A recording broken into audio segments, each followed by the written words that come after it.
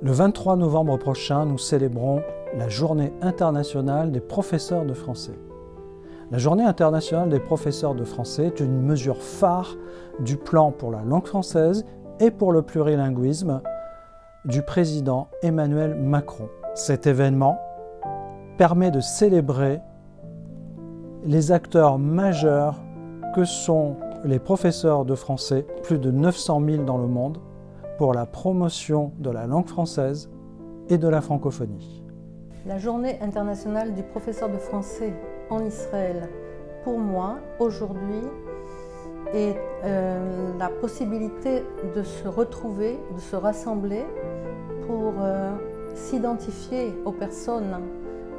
nos frères qui ont été meurtris, et pour essayer de prendre le pouvoir et d'enseigner, de continuer à enseigner le français dans les écoles et d'en être fiers. Alors en tant qu'inspectrice générale de français, on a beaucoup hésité, mais nous avons tenu à rassembler les professeurs de français en Israël pour faire passer tout d'abord un message de solidarité à ces familles d'enfants et de familles qui ont été prises en otage, ainsi que de ce drame qui se passe dans nos vies, de cette guerre en Israël. Et au-delà de ça, de transmettre un message qui est l'enseignement du français n'est pas seulement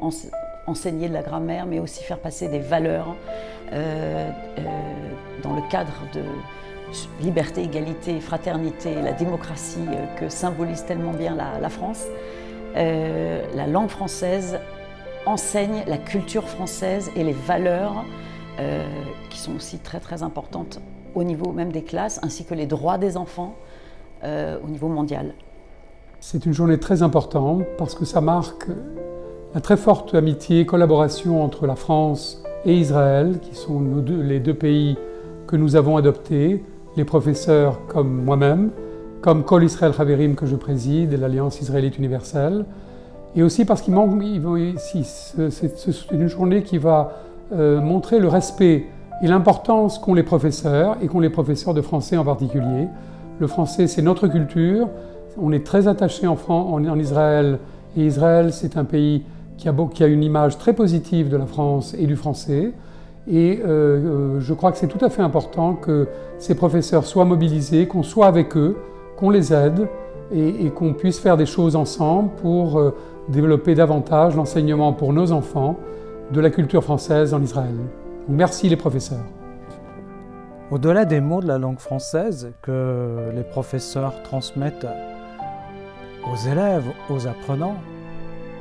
les professeurs transmettent des valeurs. Ce sont des médiateurs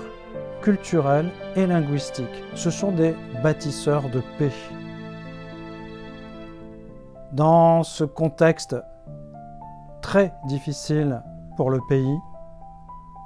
je tiens à exprimer toute ma reconnaissance aux enseignants des établissements scolaires israéliens, de l'Institut français d'Israël, de ses 3 antennes,